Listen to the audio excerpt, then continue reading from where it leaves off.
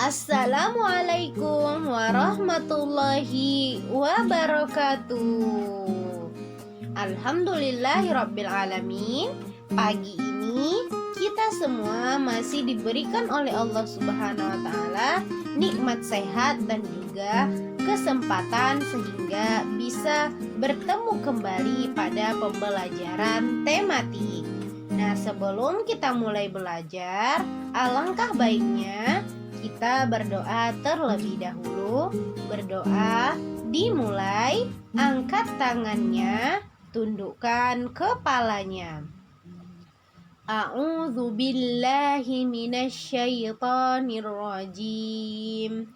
Bismillahirrahmanirrahim.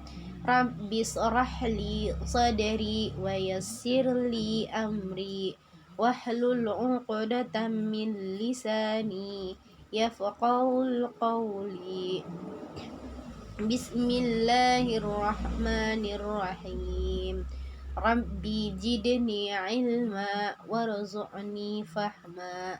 Amin ya rabbal alamin. Nah, selesai berdoa, Miss mau tanya kabar anak-anak Miss sekalian. Semoga selalu dalam keadaan sehat ya Ananda. Miss doakan pula semangatnya terus bertambah di setiap harinya. Nah, hari ini kita kembali pada materi tematik.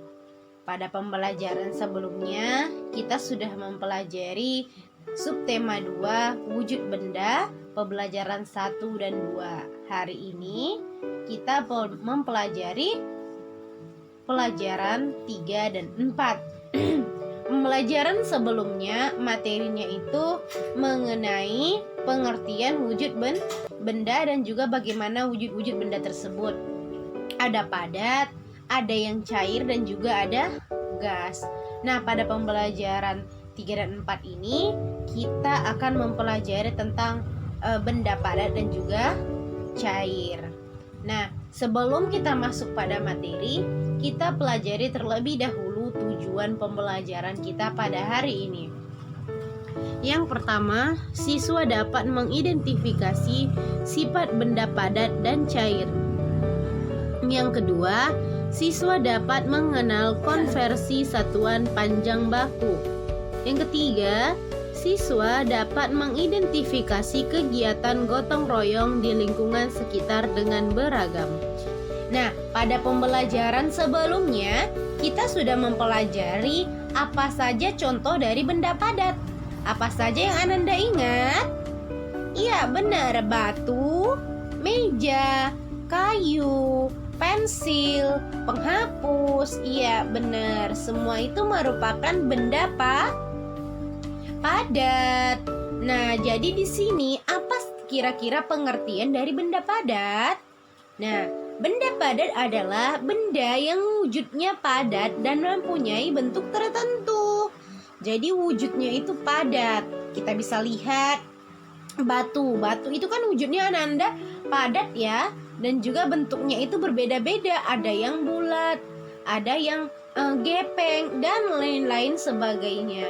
Jadi dia mempunyai bentuk tertentu. Nah, sifat benda padat itu yang pertama, bentuk dan volumenya tetap walaupun berubah tempat. Jadi bentuk sama volumenya itu akan tetap sama jika kita letakkan di tempat yang bentuknya berbeda dari batu yang kita letakkan. Misal, kita punya ember yang cukup besar. Kita letakkan batu tersebut di dalam ember, maka batu itu ukuran, bentuk dan volumenya itu akan sama. Volumenya itu tidak akan bertambah besar atau bentuknya itu akan berubah menyerupai ember, tidak. Jadi benda padat itu memang dia tidak berubah ataupun dia tetap walaupun berubah tempatnya. Jadi Ananda kalau air kan, kalau kita letakkan di dalam gelas yang berbentuk segitiga, maka air itu akan menyerupai bentuk gelas. Kalau batu tidak, kita masukkan ke dalam gelas ya dia tetap seperti batu yang kita letakkan tadi. Nah, itu itulah dia. Terus yang kedua itu dapat kita genggam, bisa kita pegang, bisa kita lihat, dan dia itu menempati ruang. Jadi kalau misalnya kita letakkan batu di meja kita, bisa kan Ananda ya? Bisa dia menempati ruang. Terus yang kelima, dia memiliki berat. Nah, kalau angin itu kan nggak ada beratnya ya. Jadi kalau batu ataupun benda padat ini kayak meja ataupun yang lainnya itu memiliki berat. Itulah dia benda padat. Nah, selanjutnya di sini kita masuk pada materi matematika. Nah, jadi ini itu bersesuaian ataupun berkelanjutan dari materi kita yang sebelumnya. Nah, di sini itu tentang bagaimana kita mengubah antara kilometer ke meter, meter ke kilometer. Nah, di sini soal yang pertama. Lani dan keluarganya pergi ke Bandung naik bus. Jarak Jakarta ke Bandung 130 km. Bus telah menempuh jarak dari Jakarta ke Bandung sejauh 50.000 meter. Nah, berapa kilometer sisa jarak yang harus ditempuh bus tersebut? Nah, Ananda, pertama kita lihat di sini yang diketahui. Kita ketahui di sini jarak Jakarta ke Bandung. Jarak Jakarta ke Bandung itu 120 km. Nah, terus bus telah menempuh jarak dari Jakarta ke Bandung itu sejauh 50.000 meter. Nah, jadi yang kita ketahui jarak kalau dari Jakarta ke Bandung itu 130 km. Kalau bus bergerak sejauh 50 meter. Jadi kalau dari Jakarta ke Bandung masih bergerak itu 50 meter. Yang ditanyakan di sini, berapa kilometer sisa jarak yang harus ditempuh bus? Kan dari Jakarta ke Bandung itu 130 km. Sedangkan busnya itu bergerak masih sejauh 50.000 meter. Jadi berapa sisa jarak yang harus ditempuh bus? Caranya bagaimana ya, Nanda? Ya, benar. Kita kurangkan yang ini, jarak Jakarta Bandung 130 dikurang 50.000 meter. Karena kan yang ditempuhnya itu masih 50.000. Sedangkan perjalanannya itu 130. Yang ditanya berapa sisanya?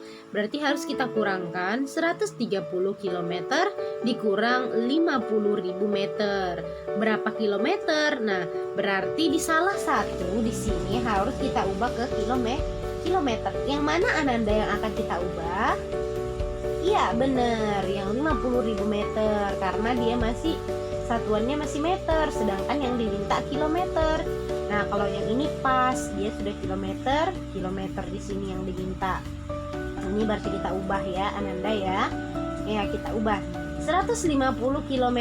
Nah, tetap karena dia yang diminta kilometer, jadi dia tetap. Nah, yang kita ubah adalah 50.000 km sama dengan berapa kilometer? Nah, tangga satuan panjang kemarin kita coba bahas kembali ya. Kilometer, hektometer, dekameter, meter. Ya kan? Berarti kilometer, hektometer, dekameter, meter. Kalau kilometer ke meter itu turun. Kilometer ke meter itu turun, yaitu 3 tangga. Nah, kalau ini yang ditanya itu, yang mau kita buat itu dari meter ke kilometer. Meter ke kilometer itu naik tangganya, dia nggak turun karena kilometer ini posisinya paling atas ya kan Ananda. Nah, jadi dia turun 3 tangga ke bawah kalau kilometer ke meter. Namun kalau dari meter ke kilometer dia naik 3 tangga. Kalau naik berarti nolnya itu dikurangi sesuai dengan berapa tangga. Nah, kalau meter ke kilometer itu 3 tangga, berarti nolnya itu kita hapus 3. Nah, kita hapus 3, jadilah dia 50 kilometer. Jadi Ananda, kalau dari meter ke kilometer itu nolnya dikurangi 3. Kita coret nolnya 3, tinggal 50. Kita tulis di sini 50 kilometer. Nah, jadi kebalikannya. Kalau kilometer ke meter, nolnya ditambah 3. Kalau meter ke kilometer, nolnya dikurangi 3. Iya, benar. Nah, selanjutnya, karena sudah berbentuk kilometer, maka kita kurangkan 130 dikurang 50 kilometer, hasilnya 80. Jadi, sisa jarak yang harus ditempuh bus tersebut adalah 80 kilometer. Ingat ya Ananda ya.